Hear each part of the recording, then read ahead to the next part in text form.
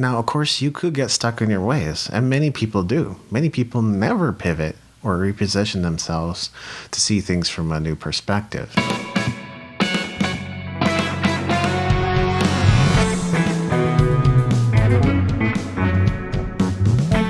You're listening to the New Music Industry with David Andrew Wiebe. Hey, it's David Andrew Wiebe with the New Music Industry Podcast. What's new this week? Well, I'm still plugging away at my Comedic tribute to the 80s music project. I imagine I will be at this for a while. It's not going to be done anytime soon. But I'm quite amazed at how much I can get done in 30 to 60 minutes per day of effort. And that's really about what I've got. If I'm really feeling it, I might go longer. But oftentimes I'm doing this at the end of the day, so I don't have like a ton of energy left. But I'm still determined to make this project happen. So that's kind of how things are looking. Coursework is keeping me incredibly busy right now. It's fun when it's fun, but inevitably you get to the point where it's a little intense, and that's what I'm experiencing right now. But when it gets to that point, it ends up squeezing the best out of you, which is what's happening with me. And so it's forcing me to chip away at the statue, as it were, bit by bit, every single day, developing myself, my marketing, and my offers. And that kind of connects to today's topic as well, but we'll get there. Also, here in the basement suite where I'm currently living, the furnace is being operated on, so I haven't had as much time in my lab. There's just been too much noise and clamoring and blah, blah, blah.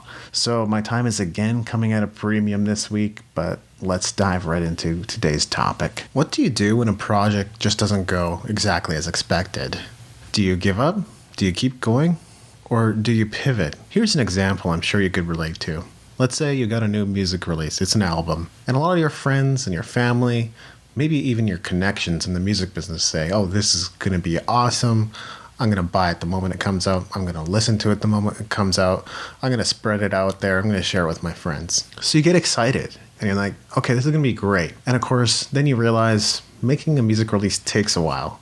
It might take a year. Might take a year and a half. If you're really fast, like in Van Halen's case, maybe it'll be done in a few weeks, but that's pretty rare. So when it's all done and it's ready to be launched, you go back to all those people who are excited about the release and you bring CDs with you, or you give them download cards or something like that. And all of a sudden, 50%, 75%, maybe even 80% of the people who say they were so interested in checking out your new music could really care less. They don't buy, they don't listen, they don't share. Now, what I've just shared is a relatively normal scenario. In fact, you're probably the odd musician out if this hasn't happened to you. So, maybe we're projecting a couple hundred sales. It's not like you were expecting a lot. You knew that streaming was kind of the new way and most people weren't going to buy anyway. And you end up with like 5 sales or 10 sales. And you're like, okay, well, that still means our streaming royalties are going to be up there, right? People are going to playlist it. They're going to listen to it all the time. Everybody's excited. They're interested. And then your streaming royalties add up to like a couple dollars.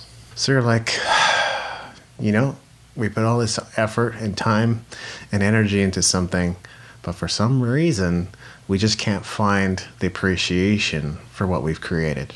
So now that I've painted that picture, let's go back to what I said earlier. What do you do in that situation? Do you keep going? Do you give up? Or do you pivot? I would say a lot of musicians do choose to keep going at this point. It may have been their first release. They may have still been figuring things out. Maybe it didn't come out exactly as expected. Maybe it took way too long. There can be a lot of factors. Maybe just your timing was off. Do you give up? Unfortunately, I do think a lot of musicians choose this route pretty frequently as well, when things just don't come together. When they were made big promises, when the people around them were promising support and help. And then we have pivoting, which is what today's episode is about. Now, I've been asked before, what is pivoting, David? So it deserves a bit of an explanation. Hopefully you're at least somewhat familiar of the sport of basketball. You don't need to know everything about it. So here's the thing. There's a reason why basketball players dribble the ball as they're walking. It's because if you're holding the ball, you can't walk 3 steps. You're allowed to take 2 steps. If you take 3 steps, the whistle is blown and the game stops. The ball goes to the other team. But there's one interesting caveat, or shall we say exception to this rule. you can still pivot after taking a step. Pivoting allows you to reposition. You need to keep one foot on the floor, but you can still move the other foot around to change direction. And from that position of having opened up your vision, your new vantage point, you can take a shot or you can pass. Let's just say after taking a step, you're not facing the basket, you're facing the other way. So by pivoting and turning around, you can see the basket better. That ought to improve your chances of making that shot, right? So in a music career or in a business, pivoting is the same thing. You're just repositioning yourself to a better vantage point. Here's an example. Let's say you make some really great electronic beats, but the main issue is you can't sing, so you never record any vocals for your music. And the criticism that you keep getting is that there's no vocals. What do? Well, in that case, you could probably collaborate with singers in your locality and maybe find a way that you can both benefit from recording together. Now, of course, you could get stuck in your ways, and many people do. Many people never pivot or reposition themselves to see things from a new perspective. But again, if you're not facing the basket or if you're not facing a teammate, good luck landing a pass or a shot. In a way, I've kind of just described what's been going on with Music Entrepreneur HQ. We know we're not the only resource out there available for music entrepreneurs, and in fact, there are a lot of other great ones out there. The new music industry has kind of been a success all its own, the book and the podcast. I say kind of because there's been a few hundred books sold, and I do get messages from people who've read them, and I get a lot of great feedback very consistently. Likewise, the podcast has gotten as many as 3,000 downloads at a time, so I know I'm reaching people. The reality is you never know how many people you've impacted or in what way exactly, but there's no way, having gone this far and having gone on for this long, that I haven't impacted a lot of people. And kind of in our efforts to be everything to everyone, we ended up attracting at least a segment of an audience that we basically had no intention of ever serving. And that ended up creating a disconnect. Now, some people will start a business and know exactly what it is they're after. They know exactly where they're going. They have a vision for it. So even if they do end up having to pivot, it's not going to be a massive pivot. I just started by throwing everything I possibly could at the wall to see what sticks. Now, there are a few different versions of the origin story for Music Entrepreneur HQ, depending on how you look at it.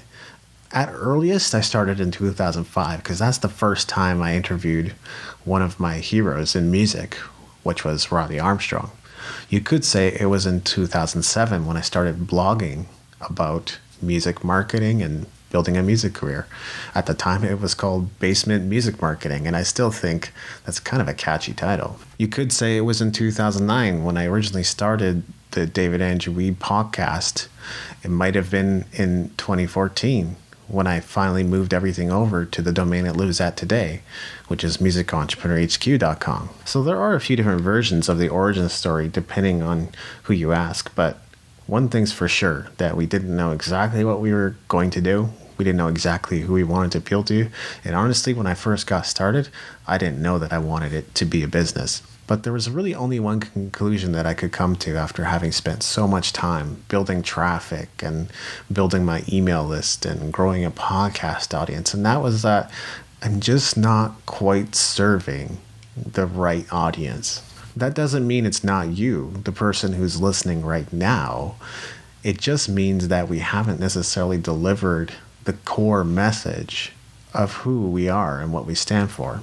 Now, having done everything we've done and built up to the point that we are, it didn't make any sense to start over. The conclusion that I came to after much thought and some frustration was that I could still unify everything I've ever created, and that might mean getting rid of some things while revising others. But overall, it seems to me that we aren't so far off course that we can't still correct course and get headed in the right direction, and that's what pivoting is all about. So the new brand and the new content revolving around our new concept, it might take a little while to roll out. I don't think it's all going to happen overnight, but I am going to keep working at it, and it's going to be apparent in the podcast as well as the website and the various messaging that we have. So here's what I've been building to.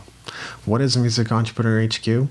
It's the only resource dedicated to teaching you how to create the life you want through music. I honestly don't know any other resource out there that does exactly that.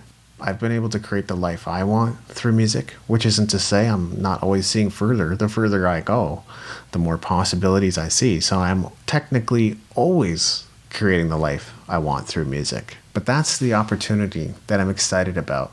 And when I finally landed on this with a lot of help, and I do mean a lot of help from my mastermind group, I kinda almost shed a tear when I heard it. The only resource dedicated to teaching you how to create the life you want through music. Wasn't crying because I was sad or frustrated. I was crying because this is what I've been trying to communicate the whole time. This is what I stand for. This is the change, the difference, the impact I want to make in the world. It resonated so deeply that it touched me. And I hope it has the same ring for you too. I know that's not a guarantee. This may or may not resonate with you. It may or may not be exactly where you want to go. But those are the people that we want to welcome into the community. And if you're just a listener and you're just listening and you just want to keep on listening, you're welcome too. So I just wanted to remind you to leave a rating and review in iTunes. This does help us get the show out there to the people who need it. And of course, we do feature any listener comments we get right here on the show. You can contact me on Twitter. This is really the easiest and most convenient way. I am at David A. Wiebe, W-I-E-B-E, on Twitter. Are you lost? Not sure what to do next? Does time seem to disappear into thin air while you consider what your next steps might be? Pick up your free weekly action plan and upgrade your music career today. Go to musicentrepreneurhq.com/join. I'm David Andrew Wiebe, and I look forward to seeing you on the stages of the world.